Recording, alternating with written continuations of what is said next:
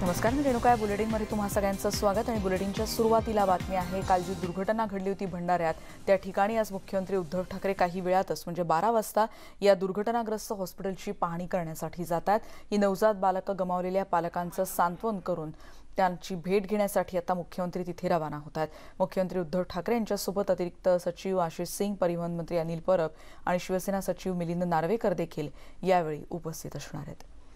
अधिक माहिती घेणार आहोत. प्रशांत मोहिते आमचे प्रतिनिधी आता आपल्या सोबत आहेत. प्रशांत, साधारण किती वाजेपर्यंत मुख्यमंत्री पोहोचतात?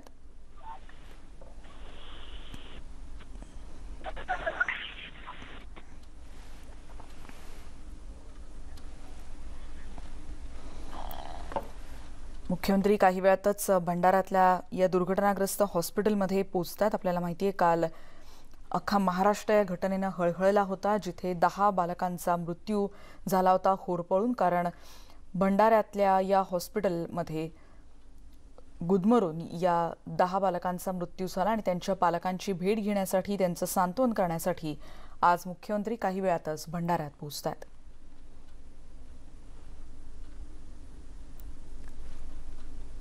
त्यांच्यासोबत इतर अधिकारी देखील असणार आहेत. 12 वाजता ते आज दुर्घटनाग्रस्त हॉस्पिटलला भेट देणार आहेत अशी माहिती कळते. या सगळ्याच घरांमध्ये अक्षरशः दुःखाचा डोंगर कोसळलेला आहे या सगळ्यांवरच. कारण ज्यांच्या आगमनाची 9 महिने वाट बघितली आणि त्याच्यानंतर त्यांच्यावर उपचार सुरू होते, अशा सगळ्या या 10 बाळांना गमावलेलं आहे महाराष्ट्रानं. आणि त्यांच्याच कुटुंबियांना भेटण्यासाठी आज मुख्यमंत्री तिथे रवाना होत आहेत. प्रशांत मोहिते आमचे प्रतिनिधी आता आपल्या सोबत आहेत. प्रशांत, माझा आवाज तुमच्यापर्यंत पोहोचतोय? हॅलो प्रशांत, साधारण किती वाजेपर्यंत मुख्यमंत्री तिथे पोहोचणार आहेत? मुख्यमंत्री उद्धव ठाकरे आज भंडारा जिल्ह्यातील दुर्घटना हॉस्पिटलची पाहणी करण्यासाठी ते भंडाऱ्याला येणार आहेत. तसेच नवजात बालकांची भेट घेऊन त्यांना दिलासा देण्यासाठी मुख्यमंत्री पीडित कुटुंबीय घरी जाणार आहेत. मुख्यमंत्री यांचं 12:15 वाजता त्यानंतर थेट ते हेलिकॉप्टरने भंडाऱ्याला प्रयाण करणार आहे. आणि त्यानंतर जिल्हा सामान्य रुग्णालयात दुर्घटनेमध्ये ज्या भोजपूर येथील मृत शिशूच्या पालकांची ते येऊन भेट घेणार आहे. त्यानंतर मुख्यमंत्री सरळ जिल्हा सामान्य रुग्णालय भंडारा येथे रुग्णालयाला भेट. प्रशांत, यांचा आवाज आपल्यापर्यंत नीट पोहोचू शकत नाहीये, पण तुर्तास धन्यवाद प्रशांत या माहितीसाठी. आपण बघतोय की काही वेळातच मुख्यमंत्री भंडाऱ्यात दाखल होतात आणि या दुर्घटनाग्रस्त हॉस्पिटलची देखील आता मुख्यमंत्री पाहणी करणार आहेत.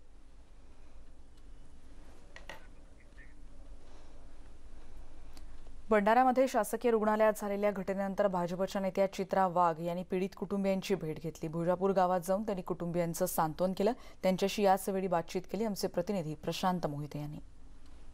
आता पीडित कुटुंबियाच्या घरी भाजपच्या चित्राताई वाघ यांनी भेट दिलेली आहे. काय आहे त्यांचं म्हणणं, आपण त्यांनाच विचारू. काय सांगाल मॅडम तुम्ही? आता काल मी टीव्ही मध्ये पाहिलं, आज मात्र मी प्रत्यक्ष पाहिलं. अक्षरशः माझ्याकडे शब्द नाही आहेत. काळीत चिरून जाणारं असं वातावरण त्या हॉस्पिटलमध्ये होतं. सगळीकडे धूर, संपूर्ण जळून कोळसा झालेला आहे.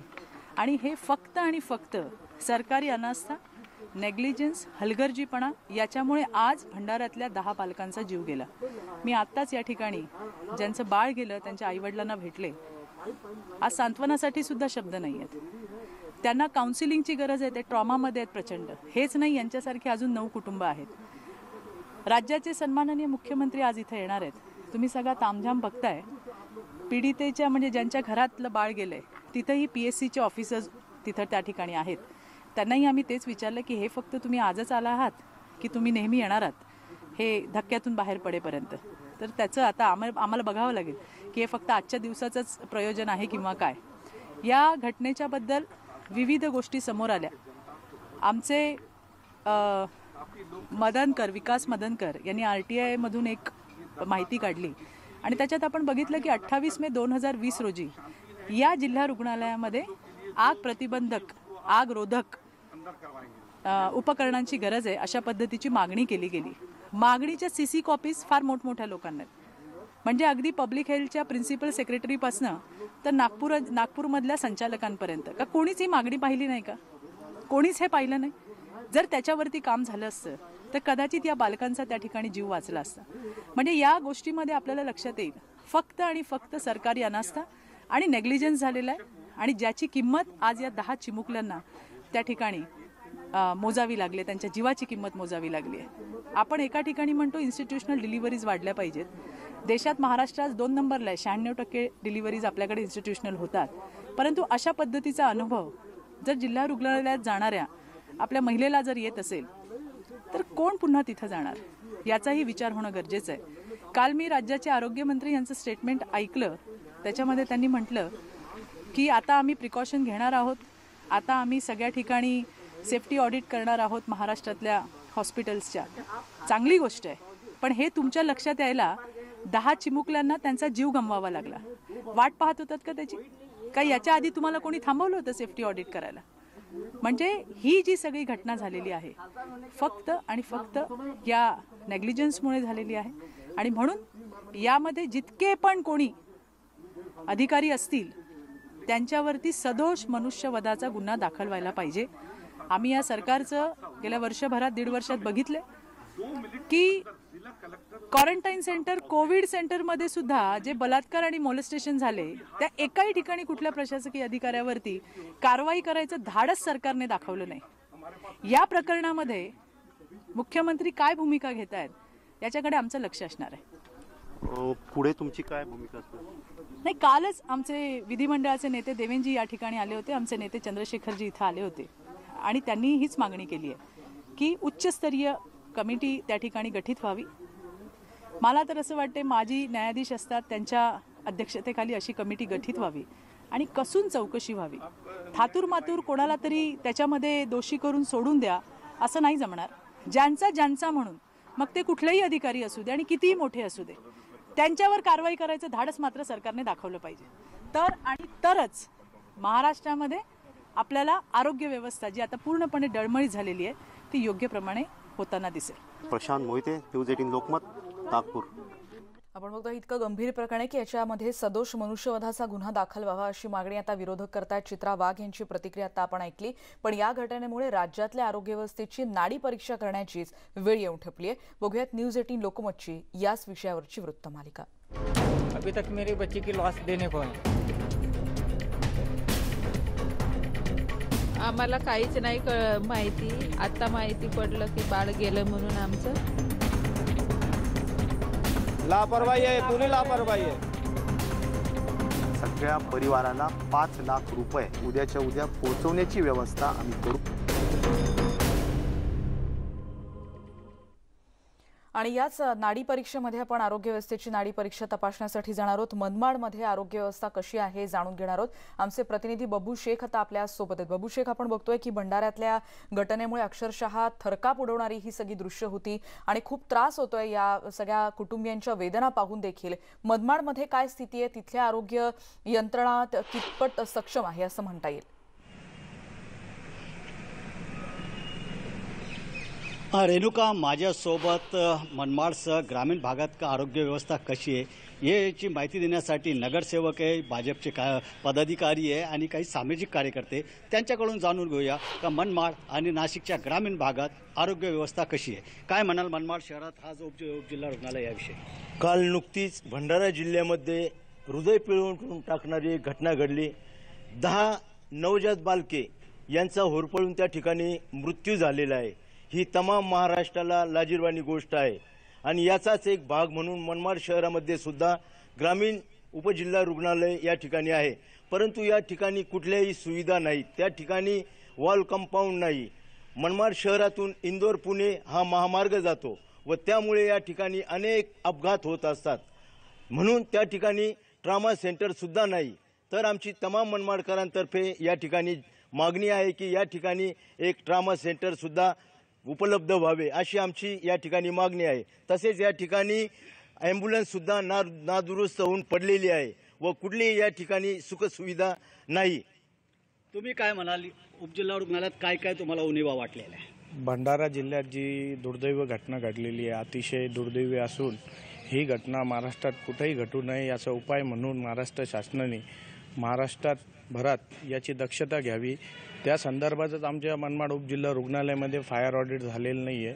तर शासनाला विनंती आहे आमच्या मनमाड उपजिल्हा रुग्णालयामध्ये फायर ऑडिट करण्यात यावे आणि इतर सुविधांवर पण भर द्यायला पाहिजे. मनमाड उपजिल्हा रुग्णालयामध्ये MD मेडिसिन जे डॉक्टर आहे ते तात्पुरते नियुक्त आहे. आम्हाला ते कायमस्वरूपी नियुक्ती द्यावी, म्हणजे पूर्ण वेळ ते रुग्णांची सेवा करणार अशी नियुक्ती देण्यात यावी. आणि तसेच आमच्या उपजिल्हा रुग्णालयामध्ये मनमाड शहराची लोकसंख्या 1.5 लाखापेक्षा जास्त असून इतर ग्रामीण भागातली लोकसंख्या जोडली तर ते 3 लाखाच्या पेक्षा वर जाते. या उपजिल्हा रुग्णालयामध्ये आम्हाला सोनोग्राफीची सुविधा उपलब्ध नाही. त्या कारणाने आम्हाला आमचं डॉक्टरांचा पर्सनल ओपिनियन महिलांच्या सिझेरियनसाठी आम्हाला घेता येत नाही. त्या संदर्भात शासनाला विनंती आहे का सोनोग्राफी सुविधा पण मनमाड शहरात आणावी आणि इतर सोयी सुविधांवर पण भर देण्यात यावी आणि फायर ऑडिट तर सर्वात पहिले करण्यात यावं ही आमची विनंती. रेणुका, माझ्यासोबत भाजपाचे जिल्हा उपाध्यक्ष नितीन पांडे, त्यांच्याकडून जाणून घेऊया का त्यांचं काय म्हणणं आहे याविषयी. भंडाराच्या घटनेने असं सूचित होतंय की या राज्यातील नागरिकांना राज्याच्या सरकारने आरोग्य व्यवस्थेच्या बाबतीत वाऱ्यावर सोडून दिलेलं आहे. त्यांची कुठेही सुरक्षा नाही. मनमाड उपजिल्हा रुग्णालयाची तर अशी परिस्थिती आहे की इथं पेशंट दुरुस्त होण्याकरता येतात की ते नादुरुस्त होण्याकरता येतात, अशी स्थिती जवळजवळ संपूर्ण नाशिक ग्रामीण जिल्ह्यामध्ये देखील आहे. या ठिकाणी ॲम्ब्युलन्स नाही, कुठल्याही पद्धतीने ऑडिट झालेलं नाही, स्वच्छतेची अव्यवस्था आहे, इथं स्टाफ व्यवस्थित नाही. राज्य सरकारचं या अतिशय आरोग्यासारख्या मूलभूत सेवेकडे अतिशय दुर्लक्ष आणि बेजबाबदारी आहे. अधिकाऱ्यांची पण आहे, राज्यमंत्र्यांची पण आहे, सर्वांचीच ही बेजबाबदारी आहे. या बेजबाबदारीमुळे काल त्या अतिशय तान्या अशा बालकांचा त्या ठिकाणी दुर्दैवी असा मृत्यू झाला आहे. त्याबद्दल बोलण्याला शब्द देखील नाही. निशब्द शब्दात आपण त्यांना श्रद्धांजली या ठिकाणी वाहूया आणि या आरोग्य व्यवस्थेला जाग येईल अशा पद्धतीने त्यांनी काम करावं आणि जेणेकरून नागरिकांची किमान आरोग्याची तरी सुरक्षा व्हावी, एवढंच या ठिकाणी आम्हाला वाटतं. तुम्ही आरोग्य समितीवर आहात, काय म्हणा तुम्ही, काय काय प्रस्ताव मांडले आणि काय काय मागण्या आहेत तुमच्या? काल जी गोष्ट घडली भंडारा जिल्ह्यामध्ये, जे नवजात बालक त्यांचा एक आकस्मिक प्रमाणेच त्यांचं निधन झालं, ही अतिशय दुःखद घटना आहे. ही महाराष्ट्राला आणि पूर्ण देशासाठी अतिशय दुःखद घटना आहे. त्या अनुषंगाने आज आम्ही उपजिल्हा रुग्णालय कल्याण समितीचं मी सदस्य असून त्या अनुषंगाने मी आजच सर्व काल रात्री सरांशी बोलणं करून जी काही उपाययोजना आहे ती तातडीने इथे करावी, जेणेकरून ही अशी घटना पुन्हा महाराष्ट्रात अथवा जिल्ह्यात अथवा आपल्या तालुक्यात शहरात कुठेही घडू नये अशी मी सर्वांना विनंती केली. रेणुका, एकूणच मनमाडच नव्हे तर नाशिकच्या ग्रामीण भागात अनेक आरोग्य केंद्र असे आहे का जिथे अव्यवस्था आहे, सुविधांचा अभाव आहे. अगदी खरंय बाबू, पण एक महत्त्वाचा प्रश्न, आता जे दुसरे मान्यवर होते ज्यांनी असं म्हटलं होतं की साधं सिझेरियन बद्दलचा समज कॉल घ्यायचा असेल तर तिकडे सोनोग्राफी मशीन पण नाहीये. ही इतकी प्राथमिक खरं तर गरज आहे. या संदर्भात हे जे आरोग्य समितीचे मान्यवर आता तुमच्यासोबत आहेत त्यांना विचारता येईल का की या ज्या बेसिक गरजा आहेत त्यावर तरी लक्ष आता तरी देणार आहेत का अजूनही अशाच प्रकरणांची ते देखील वाट बघणार आहेत आता आणखी?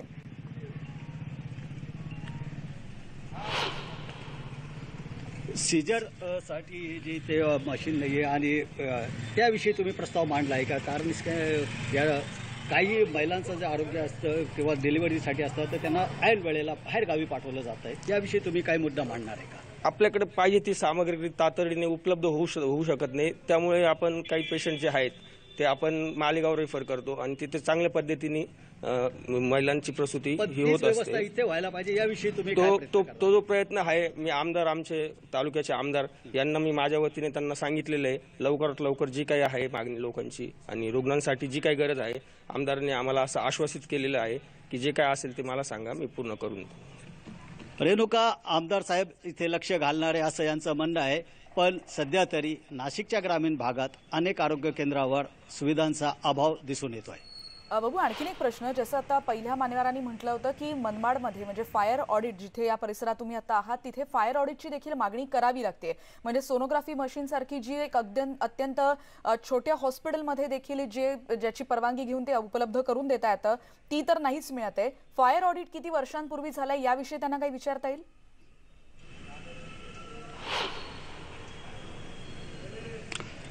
नक्की. फायर ऑडिट कधीपासून झालं नसावं असं तुम्हाला वाटतंय? आणि जेव्हापासून ही हॉस्पिटलची निर्मिती झाली मला तरी वाटतं तेव्हापासून या ठिकाणी फायर ऑडिटची काहीच प्रक्रिया झालेली नाही.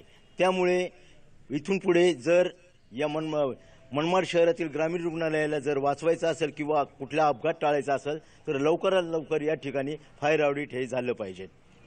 तुम्हाला काय आणखी काय काय उणीवा आहे? इथे ओपीडी किती आहे आणि महिलांचं जे बाळंतपणासाठी महिला भरपूर प्रमाणात येतात, त्यांना पाहिजे तेवढ्या सुविधा मिळत नाही असंही एक आरोप केला जात आहे. याविषयी तुम्ही काय म्हणता? याविषयी सर्वात मोठी हलगर्जीपणा हॉस्पिटल प्रशासनाचा असा आहे का जेव्हा महिलेला सिझेरिनची गरज असते तेव्हा भूलतज्ञ ह्या उपजिल्हा रुग्णालयाला भूलतज्ञ नाही. भूलतज्ञ आम्हाला बाहेरगावावरून मागावं लागतात आणि शासकीय दवाखान्यामध्ये भूलतज्ञाचे पैसे द्यावे लागतात लोकांना.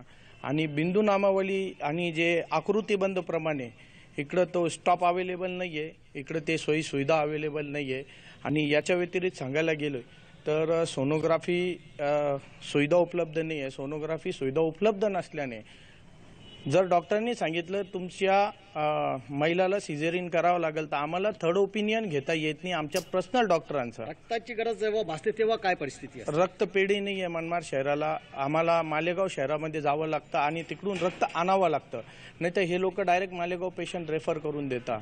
त्यावेळेस ॲम्ब्युलन्स सुविधा उपलब्ध नाही आहे. रुग्ण घेऊन जायचे आम्हाला खूप खूप खूप म्हणजे खूप त्रास होतो. अशी आमची अवस्था झालेली आहे. ट्रॉमा सेंटर विषयी तुमचं काय मत आहे? इथे व्हायला पाहिजे कारण इथून मनमाड पुणे हायवे जातो आणि अपघातांची संख्या मोठी. ट्रॉमा सेंटर तर अतिशय आवश्यक आहे, त्याकडे पण सरकारचं दुर्लक्ष आहे. आता गेल्या 7-8 महिन्याच्या काळात कोविड सारखं मोठं संकट आलेलं असताना या ठिकाणी व्हेंटिलेटर देखील उपलब्ध नाही आणि कोविडच्या अनेक लोकांचा या शहरामध्ये मृत्यू झाला. 1000 पेक्षा जास्त रुग्ण या शहरात झालेले असताना सुद्धा सरकारने किंवा जिल्हा आरोग्य प्रशासनाने इतकं मोठं दुर्लक्ष या ग्रामीण रुग्णालयाकडे केलेलं आहे की अतिशय लोकांच्या आरोग्याची सुविधा जी आहे ती न देता त्यांचं आरोग्य असुरक्षित करण्याचा मोठा प्रयत्न या अधिकाऱ्यांकडनं आणि सरकारकडनं होतोय.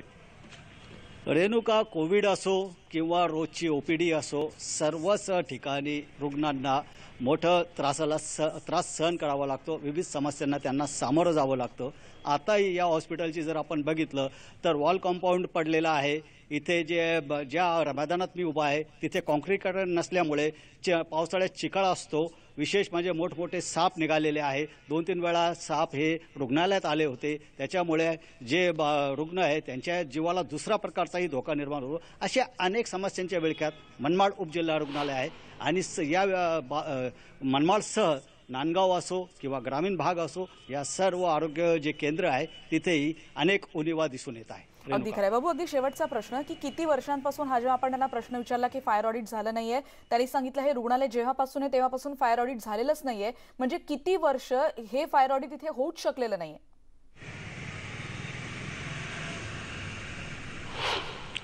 रेणुका, ते नगरसेवक आहे त्यांना कदाचित पूर्ण आकडा सांगता येणार नाही किती वर्षापासून, पण तरी मी त्यांना विचारतो की साधारण किती वर्ष झाले असतील फायर ऑडिट झालं नसेल? तरी 20 ते 25 वर्षापासून जास्त वर्ष झालेले या ठिकाणी फायर ऑडिट झालेले नाहीये. 20 ते 25 वर्षापासून या हॉस्पिटलचा फायर ऑडिट झालेलं नाही असं नगरसेवकांचं म्हणणं आहे. अगदी खरंय बाबू. आपण इकडे बघतोय की आरोग्य व्यवस्थेची एकीकडे नाडी परीक्षा आपण बघतोय, पण इकडची आरोग्य व्यवस्था अनारोग्य अवस्थेत असंच म्हणायला हवं. 20 ते 25 वर्ष या रुग्णालयाचं फायर ऑडिटच झालं नाही. म्हणजे जर भंडाऱ्यासारखी घटना किंवा इतर शॉर्ट सर्किट किंवा इतर असं होऊ नये, पण असं झालं तर जबाबदार कोण असा प्रश्न उपस्थित होतोय.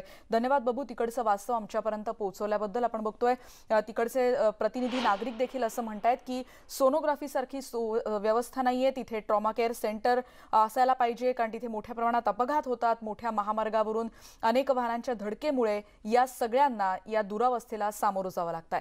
मनमाडमधला आढावा घेतल्यानंतर आता जाऊयात दीपक बोरसेंकडे. आमचे प्रतिनिधी धुळ्याहून आता आपल्या सोबत आहेत. दीपक, मनमाडमधली दुरावस्था आपण बघितली की कित्येक वर्षांपासून तिथे फायर ऑडिट झालेलं नाहीये. आता तुम्ही कुठे आहात आणि तिथली आरोग्य व्यवस्थेची नाडी परीक्षा कशी करता येईल?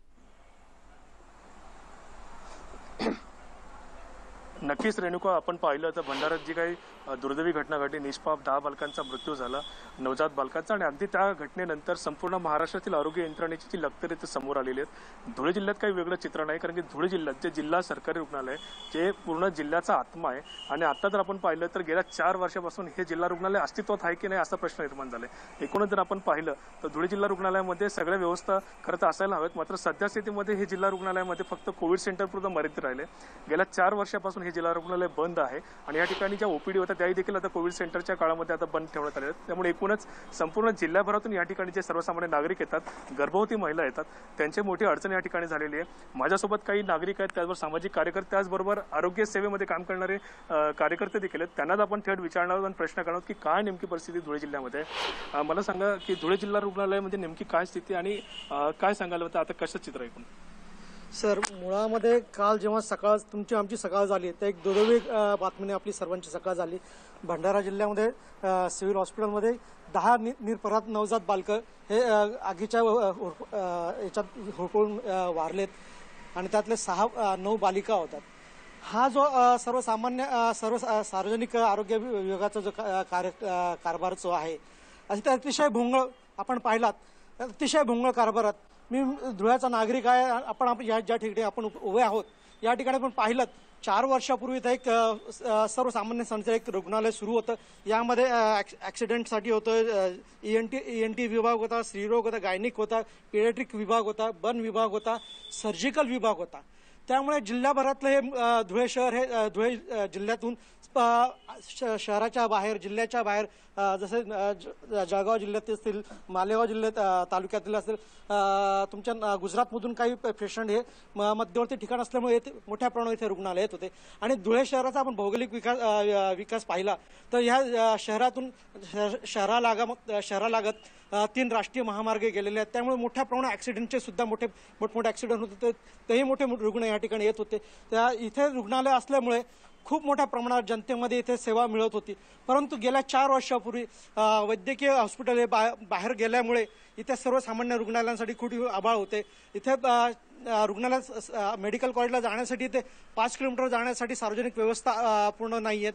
सर्वसामान्य रुग्णांना जाण्यासाठी ते 70 ते 80 रुपये रिक्षाने जावं लागतात. त्यामुळे सर्वसामान्य रुग्णालयामध्ये येणारा हा गरीब वर्ग आहे, मध्यम वर्ग आहे, हा सर्व त्यांना खर्च परवडत नाही.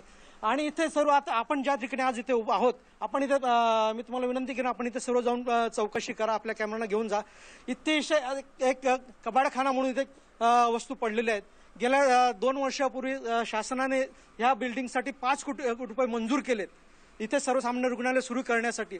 पण आपल्याला खेदाने सांगू इच्छितो की रंगरंगोटी आणि किरकोळ डागडुजी इथे फक्त केली, त्या व्यतिरिक्त कुठलंही कामकाज झालेलं नाही. शासनाने इथे वैद्यकीय अधिकाऱ्यांची नेमणूक सुद्धा केलेली आहे, पण इथे कुठलीही आरोग्य सेवा इथे सर्वसामान्य जनतेला मिळत नाही. आणि जी घटना भंडाऱ्यामध्ये घडली, मी इथे पुन्हा इथे जी घटना घडली तर त्याबद्दल मी आपल्याला आवर्जून सांगतो की इथल्या जे शहरातल्या जेवढे सार्वजनिक हॉस्पिटल असतील, खाजगी हॉस्पिटल असतील किंवा शासकीय प्रशासकीय ज्या बिल्डिंग्स आहेत, या ठिकाणी कुठलंही फायर ऑडिट झालेलं नाही. अतिशय जबाबदारी मी ते बोलतोय. जेवढ्या ऑडिटपैकी आहेत सर्वसामान्य 85 ते 80% ठिकाणी ऑडिट झालेलं नाही. मी तुम्हाला विनंती करेल की आपण इथे जाऊन तिथे चौकशी करा. त्यामुळे एवढा मोठा भविष्यात काही दुर्घटना घडली तर खूप मोठ्या सर्वसामान्य जनतेला याचे फळ आपल्याला परिणाम भोगावे लागतील. निश्चितच आपल्यासोबत काही आरोग्य सेवेतले कार्यकर्ते पण आहेत. मला सांगा की नेमकी काय परिस्थिती आहे इथे जिल्हा रुग्णालयामध्ये? सिटी स्कॅन मशीन असतील किंवा काय असेल, शासनाने महिला रुग्णालयाला देखील या ठिकाणी परवानगी दिली होती. काय नेमकी त्याची स्थिती आहे, ते अस्तित्वात आलं का? नेमकी काय स्थिती आहे? परिस्थिती अत्यंत वाईट आहे. 100 खाटांचं स्त्री रुग्णालय या ठिकाणी मंजूर केल्याचा कांगावा केला गेला, उद्घाटन केलं गेलं, सिटी स्कॅनचं उद्घाटन केलं गेलं, पण सिटी स्कॅन आज बंद आहे. या ठिकाणी इन्फ्रास्ट्रक्चर काही प्रमाणात रेडी आहे, तर इन्फ्रास्ट्रक्चर रेडी तर स्त्री रुग्णालय सुरू करायला काय अडचण नाही. आज जर स्त्री रुग्णालय सुरू करताय त्यासाठी रक्तपेढीचा अभाव आहे. त्याचप्रमाणे या ठिकाणी जे डॉक्टर्स वगैरे जे त्यांची भरती केलेली आहे ते फक्त पगार घेत आहेत, त्यांचं काहीही काम उरलेलं नाही. कोविडच्या नावाखाली ते फक्त लुटून घेऊन जायचे कामं करतायत. आज स्त्री रुग्णालयाच्या नावाखाली इतका भोंगळ कारभार या रुग्णालयात चालू आहे की आम्ही सांगू शकत नाही तिचा. निश्चितच जिल्हा रुग्णालय खरं तर आत्मा ह्या पूर्ण जिल्ह्याचा. पूर्ण जिल्ह्याभरातून ग्रामीण भागातून मोठ्या प्रमाणात तिथं रुग्ण येत असतात. काय नेमकी स्थिती आहे, ओपीडी तर सुरू आहे का आणि कशा अडचणी या ठिकाणी दिसून येतात? पूर्वी धुळे नंदुरबार हा एकत्र जिल्हा होता, म्हणजे 12-14 तालुक्यातला भार या जिल्हा रुग्णालय होता. या ठिकाणी नाव घेण्यासारखे डॉक्टर वसावे असतील, अमृतसिंग वसावे हे होऊन गेलेत. यांच्या काळामध्ये 12-14 तालुक्यातला, त्याचबरोबर धुळे जिल्ह्याला लागून मध्य प्रदेशमधला, गुजरातमधला, मालेगाव, जळगाव इथली पेशंट इथे यायची. या ठिकाणी चांगली सुविधा मिळत होती, पण कालांतराने सुविधेच्या अभावामुळे इथे खूप राजकीय पक्षांनी आंदोलनं केली, त्याचं काही फळ मिळालं, पण या रुग्णालयामध्ये सगळी सुविधा असताना आज इथे धुळे जिल्ह्यातीलच नव्हे तर राज्यातील पेशंट इथे येत होते, पण आज परिस्थिती इतकी गंभीर झालेली, गेल्या 4.5 वर्षापासून या रुग्णालयातील भाग जिल्हा आपलं याच्याकडे गेला, मेडिकल कॉलेजकडे गेल्यानंतर हे एकदम बकाल स्थितीत पडलेलं आहे। इथे जे अधिकारी आणि डॉक्टर वगैरे आहेत हे 4.5 वर्षामध्ये कुठलंही काम केलेलं नाही। जर यांनी काम केलं असेल तर यांनी ओपीडीच्या पावत्या दाखवाव्यात। दुसरा विषय असा आहे की इथली जे डॉक्टर्स आणि जे कर्मचारी आहेत यांचं थंब मशीन, मी माहिती अधिकारात माहिती मागितली, यांचं थंब मशीन बंद करून ठेवलेलं आहे। कुठल्याही सरकारी विभागामध्ये आरोग्य कर्मचारी नसेल तर जो सरकारी कर्मचारी असेल तो किती वाजता येतो आणि किती वाजता परत जातो इथलं थंब केलं जातं, पण इथलं थंब मशीन बंद करून ठेवलेलं आहे। म्हणजे यायचं बसायचं आणि निघून जायचं आणि शासनाचा करोडो रुपयाचा पगार हा वाया गेलेला आहे। आणि जी भंडाऱ्याला घटना घडली ती घटना इथे घडू नये म्हणून आता जे रुग्णालय चालू करणार आहेत, जे 100 खाटांचं महिला गायनिक चालू करणार आहेत, त्यानंतर वेगवेगळे विभाग चालू करणार आहे, हे चालू करण्याच्या पहिले या भागातलं फायर ऑडिट झालं पाहिजे आणि त्यानंतरच हे रुग्णालय चालू केलं पाहिजे, नाही तर रुग्णालय घाईगर्दीत चालू करून परत भविष्यात अशी घटना घडू नये ही शासनाला विनंती आहे। निश्चितच रेणुका, आपण जर पाहिलं तर एकूणच धुळे जिल्ह्याची काय नेमकी परिस्थिती आपण या ठिकाणी आपण पाहू शकतो आणि सगळ्या कार्यकर्त्यांनी आणि जे तज्ज्ञ आहेत त्यांनी या ठिकाणी आपल्या सूचना या ठिकाणी सांगितल्या। एकूण पाहिलं तर धुळे जिल्ह्यामध्ये जिल्हा रुग्णालय जे गेल्या 4-4.5 वर्षापासून या ठिकाणी बंद आहे। तब्बल 2017 मध्ये 100 खाटांचं महिला व बाल रुग्णालय या ठिकाणी मंजूर देण्यात आली होती, मात्र 4 ते 4.5 वर्ष उलटून गेले, मात्र अद्याप कोणत्या प्रकारची कारवाई या ठिकाणी झाली नाहीत। पैसे येऊन देखील पडलेत तरी सुद्धा या ठिकाणी स्त्री रुग्णालय सुरू झाले। त्यामुळे ग्रामीण भागातील आणि खास करून पूर्ण धुळे जिल्हा असेल किंवा आसपासच्या जिल्ह्यांमधून मोठ्या प्रमाणात गर्भवती महिला ज्या या ठिकाणी येऊ पाहतात प्रसूतीसाठी त्यांची मोठी अडचण झालेली आहे। आणि विशेष म्हणजे या ठिकाणी डॉक्टर आहेत, कर्मचारी देखील आहेत, पुरेशी व्यवस्था देखील आहे, मात्र असं असताना देखील उदासीनतेमुळे फक्त आणि फक्त आरोग्य यंत्रणेच्या उदासीनतेमुळे या ठिकाणी हे जिल्हा रुग्णालय पूर्ण सक्षमपणे पूर्ण क्षमतेने आज सुद्धा सुरू नाहीये। त्यामुळे मोठ्या संख्येने या ठिकाणी जे ग्रामीण भागातले रुग्ण असतील त्याचबरोबर शहरी भागातले रुग्ण असतील त्यांची मोठी गैरसोय होते, त्यांची परवड होते। त्यामुळे कुठे ना कुठे थेट राज्याच्या आरोग्यमंत्र्यांनी या संदर्भात दखल घ्यावी आणि लवकरात लवकर हे स्त्री रुग्णालय असेल त्यावर बाल रुग्णालय असेल ते सुरू करण्यात यावं आणि पूर्ण क्षमतेने धुळे जिल्हा जे सामान्य रुग्णालय ते सुरू करण्यात यावं अशी मागणी सर्वसामान्य धुळेकरांची होताना दिसते। धन्यवाद दीपक, या सगळ्या सविस्तर आढावा घेतल्याबद्दल। आपण बघतोय धुळ्यातली परिस्थिती आपल्याला सांगतायत दीपक, आणि जसं दीपक यांनी आता आपल्याला सांगितलं की स्त्री रुग्णालयाची व्यवस्था तिथे आहे, मोठ्या गाजावाज उद्घाटन करण्यात आलं, 100 खाटांची व्यवस्था आहे, पण आरोग्य व्यवस्था अत्यंत उदासीन आहे, कारण तिकडे त्याची सोय उपलब्ध नाहीये, काही मशिनरीज आहेत पण त्याचा वापर होत नाहीये। आणि आरोग्य अधिकारी किंवा कर्मचारी तिथले जे तत्सम येत असतील ते किती वाजता येतात, किती वाजता जातात, त्यांनी ओपीडीच्या पावत्या तरी दाखवाव्यात अशीच मागणी आपल्या इथे प्रतिनिधी करताना दिसत आहेत। सिटी स्कॅन मशीन आहे त्याचा वापर होताना दिसत नाही, असा अनागोंदी कारभार धुळ्यामध्ये आता आपल्याला पाहायला मिळतो आहे। आरोग्य व्यवस्थेच्या नाडी परीक्षेमध्ये राज्यातल्या इतरही भागात काय चित्र आहे तुमच्यापर्यंत पोहोचवत राहणार आहोत, पण एका ब्रेक नंतर पहा फक्त न्यूज 18 लोकमत। अभी तक मेरी बच्ची की लॉस देने को है। आम्हाला काहीच डॉक्टर असताना देखील राज्य सरकारच्या रुग्णालयाची अवस्था अत्यंत दयनीय आहे। ही इमारत हॉस्पिटलची आहे हे सांगावं लागतंय, कारण इतकी दयनीय अवस्था या उपजिल्हा रुग्णालयाची आहे। इमारतीला तडे गेलेत, पाण्याची सुविधा नाही, सुरक्षा रक्षक नाहीत, ऑक्सिजन आणि व्हेंटिलेटरची तर बातच सोडा। राज्य सरकारच्या दुर्लक्षामुळे सर्वसामान्य नागरिकाला या रुग्णालयात उपचार मिळत नाहीयेत, त्यांना मुंबई गाठावी लागते। रुग्णालयाच्या या दयनीय अवस्थेबद्दल आमचे प्रतिनिधी गणेश गायकवाड यांनी घेतलेला आढावा। ही जी काही दृश्य आपण पाहतायत ही कोणत्या पडक्या इमारतीची दृश्य नाहीयेत, तर हे आहे राज्य सरकारचं उपजिल्हा रुग्णालय। अंबरनाथ शहरातील एकमेव शासकीय असलेलं हे रुग्णालय शेवटची घटका मोजतंय। या रुग्णालयाची अवस्था अत्यंत बिकट आहे। रुग्णालयाची जी इमारत आहे ती 40 वर्षांपेक्षा आधी बांधली गेलेली आहे, त्यामुळे संपूर्ण इमारत आहे ती जर्जर झालेली आहे। रुग्णालयातील आपण परिस्थिती पाहू शकता की अंधार आहे, लाईटची व्यवस्था नाही आहे, खाटा अशाच पडलेल्या आहेत। एका वार्डामध्ये जाऊयात, या वार्डामध्ये पुरुषांच्या एकही रुग्ण नाही आहे। रुग्णालयात कोणत्याच सुविधा नसल्या कारणानं रुग्णालय प्रशासनानं कोणत्याच रुग्णाला या ठिकाणी ॲडमिशन देत नाही आहे, ॲडमिट करून घेत नाही। समुंद खाटा आहेत त्या पूर्णपणे या ठिकाणी मोकळ्या आहेत। सध्या या रुग्णालयामध्ये पाण्याची व्यवस्था नाही आहे, साफसफाई करणारे जे कंत्राटी कामगार आहेत त्यांना 3 महिन्यापासून वेतन मिळालेलं नाही आहे, त्यामुळे इथे साफसफाई देखील होत नाही असं सांगितलं जात आहे। हे रुग्णालय पूर्वी अंबरनाथ पालिकेकडे होतं, मात्र काही वर्षांपूर्वी ते राज्य सरकारच्या ताब्यात गेलेलं आहे। मात्र राज्य सरकारच्या ताब्यात गेल्यानंतर तरी रुग्णालयामध्ये व्यवस्था होईल अशा प्रकारची अपेक्षा अंबरनाथ तालुक्यातील ग्रामीण भागातील लोकांना होती, मात्र त्यांच्या अपेक्षांचा पूर्णपणे भंग झालेला आहे। या ठिकाणी कोणत्याही प्रकारची व्यवस्था रुग्णालय प्रशासन देऊ शकत नाही आणि त्यामुळे रुग्णालयाची सध्या अवस्था ही आहे। रुग्णालयाची इमारत जी आहे ती पूर्णपणे जर्जर झालेली आहे। काही महिन्यांपूर्वी मोठा अपघात इथे झाला होता। इमारतीचा जे पिलर्स आहेत बाहेरचे ते कोसळले होते। सातत्याने या ठिकाणी या इमारतीत थोडे भाग पडत असतात, रुग्णांच्या जीवावर देखील बेतू शकतात। भंडारा जिल्ह्यामध्ये जो प्रकार झाला तो इथेही होऊ शकतो, मात्र रुग्णालय प्रशासन या ठिकाणी कोणती सुविधा नसल्यानं एकही रुग्ण सध्या या इमारतीत नाहीये, या रुग्णालयात नाहीये। त्यामुळे रुग्णालय असून नसल्यासारखं आहे। त्यामुळे राज्य सरकारनं लवकरच या ठिकाणी उपाययोजना करून नवीन रुग्णालय उभारण्याची मागणी सातत्याने अंबरनाथकरांकडून केली जाते। ती कधी पूर्ण होणार याबाबत अजून कोणीही काही सांगू शकत नाहीये। गणेश गायकवाड, न्यूज 18 लोकमत, अंबरनाथ। आणि अंबरनाथ नंतर जाऊयात पुढे उल्हासनगरमध्ये, कारण उल्हासनगर शहरातल्या शासकीय मध्यवर्ती रुग्णालयात अग्निशमन यंत्रणाच नाहीये।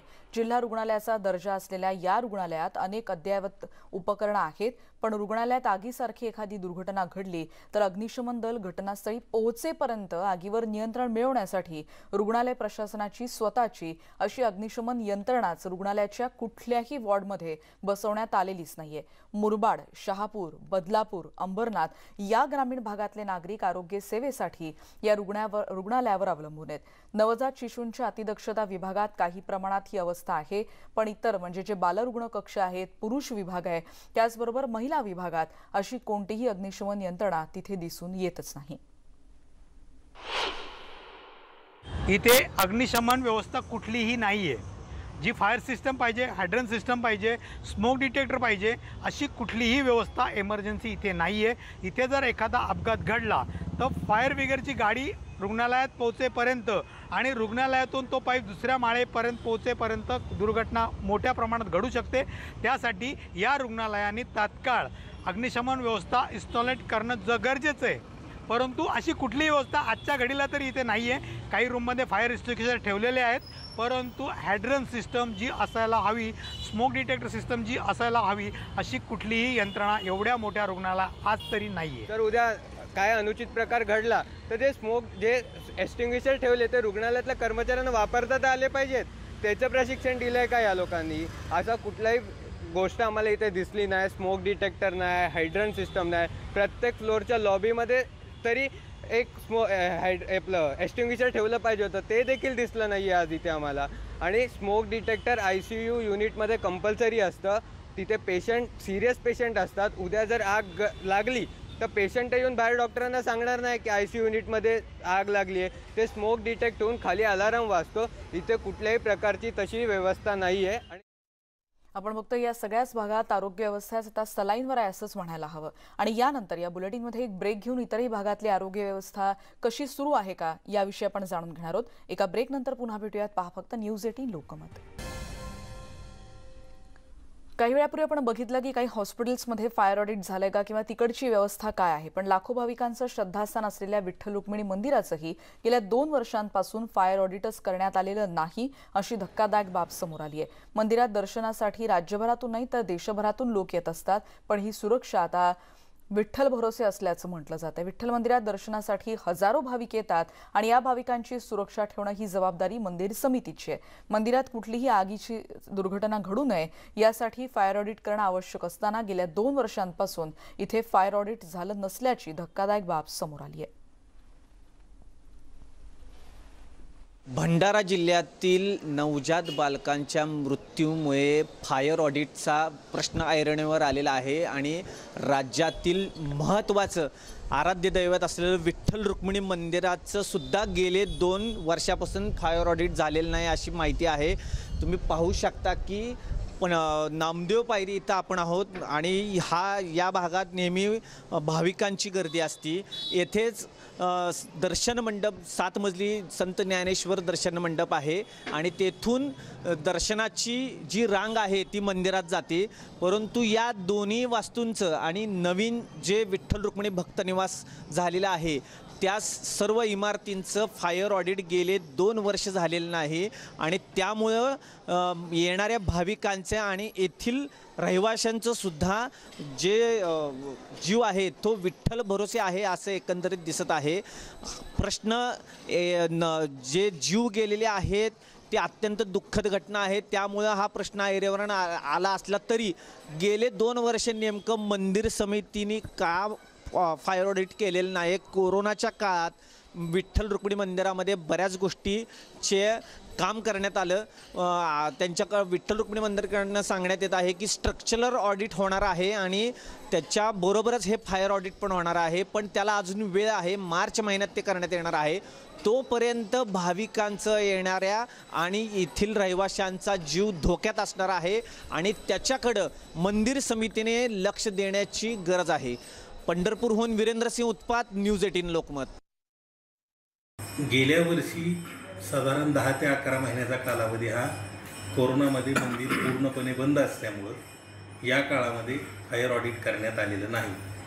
तथापि यावर्षीचं फायर ऑडिट हे मार्च किंवा एप्रिलमध्ये सोलापूर महापालिकेच्या फायर ब्रिगेड विंग करून घेण्यात येणार आहे. किती वर्षाचं राहिले ऑडिट करायचं? 2019 आणि 2020 या 2 वर्षाचं फायर ऑडिट राहिलेलं आहे. अर्थात पहिलं फायर ऑडिट हे ऑक्टोबर म्हणजे 2018च्या एंडला केलेलं आहे. त्याच्यामुळं तशा अर्थानं 1 वर्षाचं फायर ऑडिट राहिलेलं आहे. परंतु भाविकाच्या सुरक्षितता ही मंदिर समितीच्या दृष्टीनं अत्यंत महत्त्वाची असल्यामुळं यावर्षीचं फायर ऑडिट करण्यात येऊन यामध्ये ज्या उपाययोजना करणं आवश्यक आहे त्या सर्व केल्या जातील. पुढची बातमी आपण बघणार आहोत एका भीषण अपघाताची. पुणे सोलापूर राष्ट्रीय महामार्गावर एक यवत हद्दीमध्ये भीषण अपघात झाल्याचं कळतंय. कंटेनरला भरधाव वेगानं आणणाऱ्या मिनी ट्रॅव्हल्स बसनं पहाटेच्या सुमारास भीषण धडक दिली आणि अपघातात ट्रॅव्हल चालक जागीच ठार झालाय तर क्लीनर किरकोळ जखमी झालाय. या मिनी ट्रॅव्हल्स बसमध्ये 2 जण होती अशी प्राथमिक माहिती मिळते. अपघातानंतर कंटेनरमधल्या लोखंडी चॅनल हायवेवर पडला आणि त्याच्यामुळे वाहतूक देखील खोळंबली होती.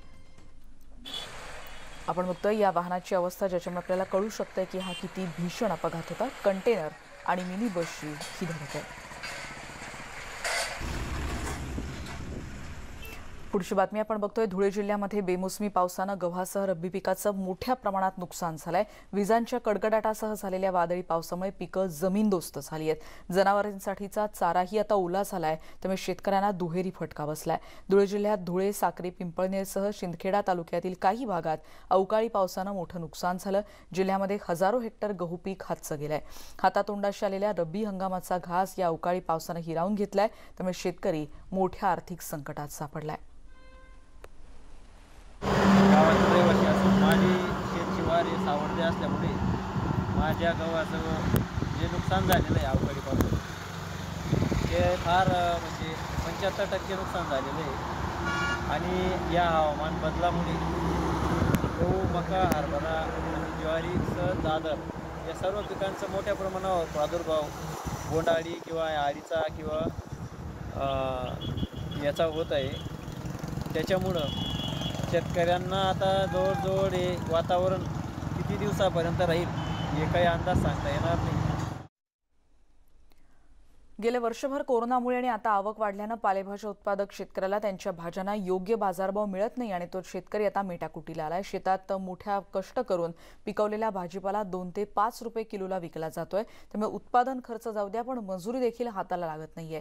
किमान किलोला 10 ते 15 रुपये भाव मिळावा अशी अपेक्षा शेतकरी बाळगून आहेत. पुणे जिल्ह्यातल्या मंचर बाजार समितीमध्ये आम्ही फेरफटका मारला आणि शेतकरी आणि व्यापाऱ्यांकडून त्यांच्या व्यथा देखील जाणून घेतल्या. राज्यातली सर्वात मोठी तरकारीची बाजारपेठ म्हणून मंचरची ओळख आहे. मुंबईला या परिसरातून सर्वात जास्त भाज्या पुरवठा होत असतो. साधारण 30 ते 35 प्रकारच्या भाज्या या मार्केटमध्ये जातात. आपण आहो मंचरमध्ये. अशा पद्धतीने सगळा माल या ठिकाणी आहे आणि कोविडनंतर, दिवाळीनंतर सुद्धा तरकारीचे भाव मात्र वाढलेले नाही आहेत. या ठिकाणी काही शेतकरी आहेत, व्यापारी आहेत. किलोला साधारण 2 ते 5 रुपयाचा दर मिळतोय. नेमकं काय म्हणणं आहे या शेतकऱ्यांचं, काय कोणते माल या परिसरामध्ये आहेत आपण विचारणार आहोत. आपल्यासोबत एक शेतकरी आहेत. तुम्ही नेमका काय माल आणलाय आणि काय रेट मिळतोय? आता कोबीला 1 रुपया 3 रुपयापर्यंत रेट आहे. आता 1 नंबर चांगली. परवडतं हे सगळं 1 रुपया 3 रुपये? नाही परवडत, पण सांगणार कोण ना, करावं तर लागणार ना. सातत्य गरजेचं आहे शेतकऱ्याचं. तुमचा काय माल आहे, काय आणलाय आणि किलोचे रेट काय सध्या? आता फ्लावरला 5 ते 6 रुपये बाजार. खर्च पाहता त्याच्यामध्ये काही शिल्लकच राहत नाही, सगळं खर्चातच जाते. कमीत कमी 10 रुपयांनी जर फ्लावर गेला तर त्याच्यात म्हणजे काही खर्च जाऊन काहीतरी राहतं पाठीमागे. कोरोना काळात काय माल होता ना त्यावेळेस काय परिस्थिती होती? त्यावेळेस फ्लावर होतं पण त्यावेळेस पावसाने संपूर्ण गेलं फ्लावर, त्यावेळेस काय राहिलं नाही आणि आता माल आहे तर बाजार नाही. शेतकरी आणि व्यापाऱ्यांचं हेच म्हणणं आहे, दिवाळीनंतर एकतर यंदा पाऊस चांगला झाला आहे आणि वातावरणात सुद्धा खूप इफेक्ट आहे. शेतकऱ्यांनी जे माल लावलेत ते आता चांगल्या पद्धतीने काढणीला आलेले आहेत, मार्केटमध्ये येत आहेत. पण सध्या मात्र हे सगळं विदारक चित्र आहे, कारण शेतकऱ्याला 2 ते 5 रुपयाच्या पुढं कुठल्याच मालाला भाव नाही आणि त्यामुळं त्याचा उत्पादन खर्चसुद्धा निघत नाही आणि हे सगळं पीक शेतातच सोडावं लागतं आहे. अशीच सध्या कोरोनानंतरसुद्धा ही अवस्था वेगवेगळ्या मार्केटमध्ये ग्रामीण भागामध्ये दिसून येते. Video Smita Shinde, Raichand Shinde, news 18 Lokmat, Manchar, Pune. आणि मंचरनंतर पुढची बातमी आहे. सलग 2 दिवस नंदुरबार जिल्ह्यात झालेल्या अवकाळी पावसामुळे शेतकऱ्यांचं अतोनात नुकसान झालंय. शेतकऱ्यांच्या हातातोंडाशी आलेला पिकांचा घास हिरावला गेल्यामुळे शेतकरी हवालदिल झालाय. जिल्ह्यात झालेल्या पावसामुळे गहू आणि मिरचीच्या पिकांचं मोठं नुकसान झालं. प्रशासनानं तात्काळ पंचनामे करावेत आणि मदत द्यावी अशी मागणी शेतकरी करतायत.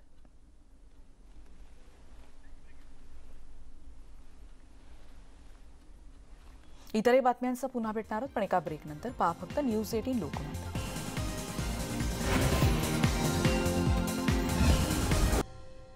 आता बातमी आहे गुजरातची. गीर सोमनाथ जंगलामध्ये भ्रमंतीसाठी आलेल्या पर्यटकांना एक खास दृश्य पाहायला मिळाले. नेमकं काय बघूयात. इथे कुत्र्यानं थेट सिंहालाच आव्हान दिलं होतं.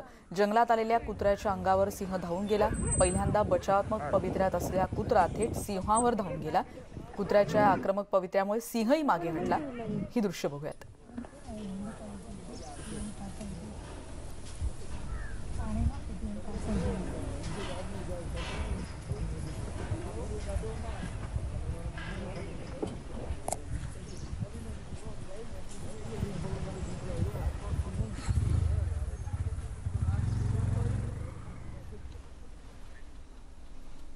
आणि या बातमीनंतर या बुलेटिनमध्ये आता आपण इथेच थांबतोय. पहा फक्त न्यूज 18 लोकमत.